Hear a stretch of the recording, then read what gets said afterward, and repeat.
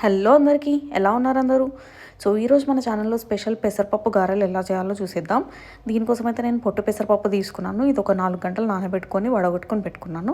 తర్వాత ఒక mixer jar తీసుకొని ఇందులో పచ్చిమిర్చి అయితే వేసుకున్నాను. కారానికి తగినంత పచ్చిమిర్చి అయితే వేసుకోవాలి. తర్వాత ఇందులోనే సాల్ట్, జీలకర్ర, వెల్లుల్లి, పసుపు కూడా వేసుకొని స్మూత్గా పేస్ట్ అయితే చేసుకోవాలి. ఇందులోనే నానబెట్టుకొని పెట్టుకున్న పెసరపప్పు కూడా వేసుకోవాలి. పెసరపప్పు అయితే బరకగా గ్రైండ్ చేసుకోవాలి. సో ఎవరైతే ఇప్పటివరకు మన ఛానల్ని సబ్స్క్రైబ్ చేసుకోలేదో ప్లీజ్ సబ్స్క్రైబ్ అయితే చేసేయండి. పప్పు అయితే ఇట్లా పట్టుకొని పెట్టుకున్నాం కదా, ఇందులోనే కొంచెం కొత్తిమీర, అలాగే సన్నగా తరిగి పెట్టుకున్న ఆనియన్ కూడా వేసుకొని మంచిగా కలుపుకోవాలి. తర్వాత వీటిని ఒక క్లాత్ మీద గారెల్లాగా ఉత్తుకోవాలి. ఇవి చేతి మీద చేయడానికి రాదు.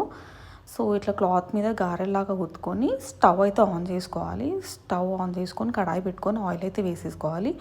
ఆయిల్ మంచిగా హీట్ అవ్వాలి. ఆయిల్ హీట్ అయ్యాక ఒక్కొక్కటిగా గారెలు అయితే ఆయిల్లో వేసేసుకోవాలి. మంచిగా డీప్ ఫ్రై చేసుకోవాలి. గోల్డెన్ బ్రౌన్ కలర్ వచ్చేసరికి అయితే ఫ్రై చేసుకోవాలి. అంతే, సింపుల్ పెసరపప్పు గారెలు అయితే రెడీ అయిపోయినాయి. మీరు కూడా రెసిపీ ట్రై చేసి ఎలా ఉందో కామెంట్ సెక్షన్లో అయితే కామెంట్ చేసేయండి.